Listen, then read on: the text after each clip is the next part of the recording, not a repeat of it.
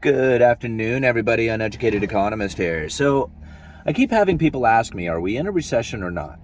Now, they hear on the TV that, the officials are coming out saying this time is different and that we are not in a recession because there's low unemployment and the bankruptcies aren't kicking in and there's low foreclosures on mortgages and stuff like that. People aren't defaulting on their loans like at the rapid pace that you would typically see during a recession. And so they're trying to say that this time is different and that the recession isn't what it once was as far as using negative GDP growth for 2 quarters to indicate that recession. They're saying that that no longer exists and that they need to change the way they define what a recession really is. Now, you can change the definition of it, doesn't make it any different, right? Just because you go over to another foreign land and you blow it up and you call it a police action doesn't mean it wasn't a war. Right? I mean, if you do that, that's a war type of scenario, but if you call it a policing action, then it's not a war. But that doesn't change the outcome of things. So just because like the officials come out and say, well, we're going to change the way that we decide what a recession really is, doesn't mean that you're not in a recession or that you're not feeling the effects of a recession. Just like this is a police action and not a war, right? The effects are still the same. So when we look at what's going on right now, we have very low unemployment, like a very tight labor market, jobs market, and we really don't have those bankruptcies or massive defaults taking place like you would typically see during a recession. And so they're saying, well, because we don't have this massive defaulting taking place and we have this low unemployment or a really good jobs market, because of these two situations, then we couldn't possibly be in a recession. But it was completely papered over. So if you understand why it is that we have high jobs market or low unemployment and very low defaults taking place as far as like the bonds market or just, people defaulting on their loans in general, we have to kind of look back to what has taken place over the last couple of years. Because of the stimulus packages that came out from the government, and mainly the one that I keep looking at and keep talking about is the corporate debt lending facility, that special purpose vehicle. To me, this whole everything that took place as far as the bailouts, the stimulus packages, the figuring out what they were going to do about dealing with this pandemic, all the stuff centers around that special purpose vehicle. That corporate debt lending facility. Now, there was 12 of these special purpose vehicles set up to backstop the entire financial market so that if anybody wanted to take out a loan, whether it be a credit card loan, a car loan, a house loan, whatever loan that they wanted to get, there was going to be a financial agency out there that was going to backstop it. And that mainly was the special purpose vehicle set up by the Federal Reserve and the Treasury Department. So now just think about this for just a minute.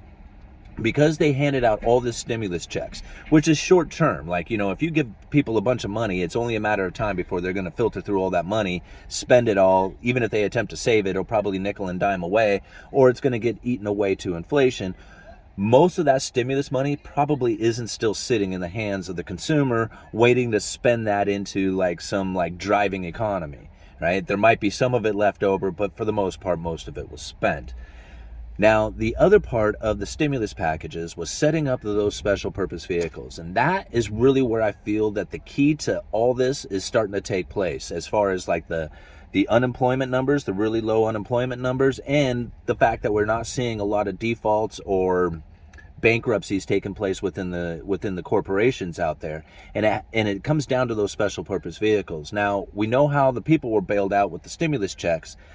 But as far as the corporations being bailed out, a lot of people don't really understand what had happened during the pandemic and the setting up of those special purpose vehicles. Because during a recession, what is the worst part about it, right? Everybody loses their job, and then the government has to step in, or the Federal Reserve and the government together have to step in and start bailing out these corporations, which pisses the people off something awful. They hate this idea.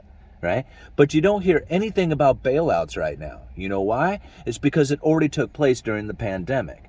When they set up that special purpose vehicle, they had set it up with a credible threat, right? So they set up this special purpose vehicle, the Federal Reserve and the Treasury, which is an entity separated from both the Federal Reserve and the Treasury. It's like its own company, so to speak. And they funded that company, that special purpose vehicle, that entity, it wasn't really a company, with hundreds of billions of dollars. And then put the narrative out there that they were going to be buying corporate debt. when that narrative got out there, when the people heard that the Federal Reserve was going to be picking the winners and losers, and even the Federal Reserve said that they were going to be buying the fallen angels, everybody, not everybody, but a lot of the market investors started running into corporate debt, trying to front run the Federal Reserve. They heard that the Federal Reserve was going to be buying corporate debt, and that if they ran in there and bought that corporate debt before the Federal Reserve had a chance to, then they could sell that corporate debt off to the Federal Reserve for a profit. And so all these investors, all the markets started pouring into this corporate debt. And then on top of that, because the Federal Reserve was going into quantitative easing, they had lowered the treasury yields, right? So they're in there buying up these treasuries. It drives the price of the treasuries up. The yields come down, and that does not give a whole lot of room for investors to go to if they want a fixed income. They want that regular guaranteed yearly income that they get from the bonds. And the treasuries were paying such a low yield that they really had no other place to go to except for taking on risk and going into the corporate debt. So now the investor is like totally confident, right? They want the higher yield, they find it in corporate debt, but because corporate debt is risky, they really don't want to go there. But then the Federal Reserve steps up and says, hey, we're going to be buying a bunch of corporate debt with the special purpose vehicle that we have set up. And the market was just like, no worries. And they just started pouring into corporate debt. Well, what happens, right? These corporations all of a sudden get a lot of funding from it.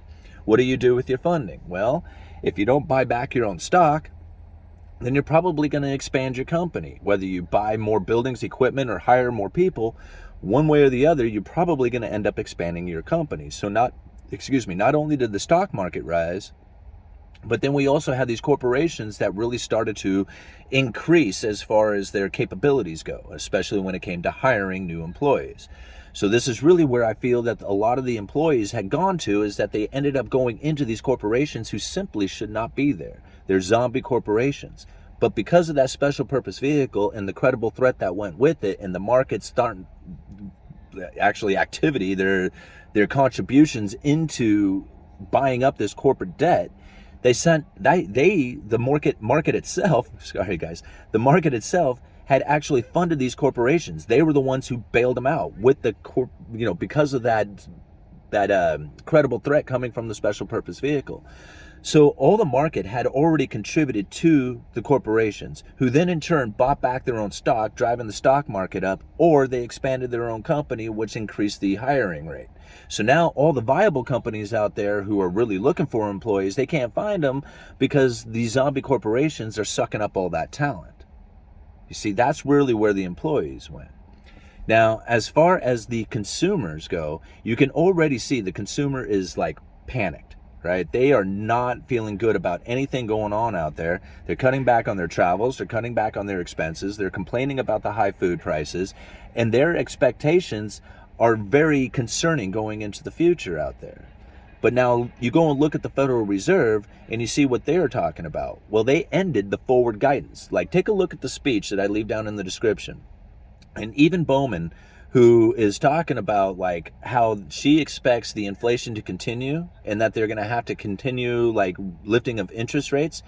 She says it in that speech that they are no longer using the forward guidance. They're not going to tell people about the increases that are going to be coming, even though they do expect increases to come. They're just not going to tell people about it. They want people to believe that we are going to be achieving that neutral rate, and that the interest rates won't be going any higher from here. That's the perception that they're putting out there for people. Now, what's going to happen is that the inflation expectation is going to start coming down, and I'll leave a link down in the description for that. It's already starting to happen. And as the inflation expectation comes down, the actual inflation will follow that, because inflation expectation is a self-fulfilling prophecy. So as the inflation starts to come down, the Federal Reserve will have their opportunity to lower rates, but they're not going to do it.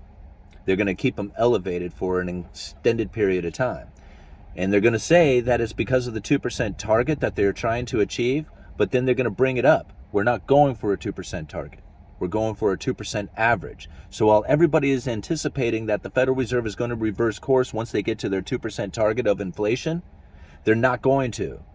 they're going to continue keeping interest rates elevated for an extended period of time.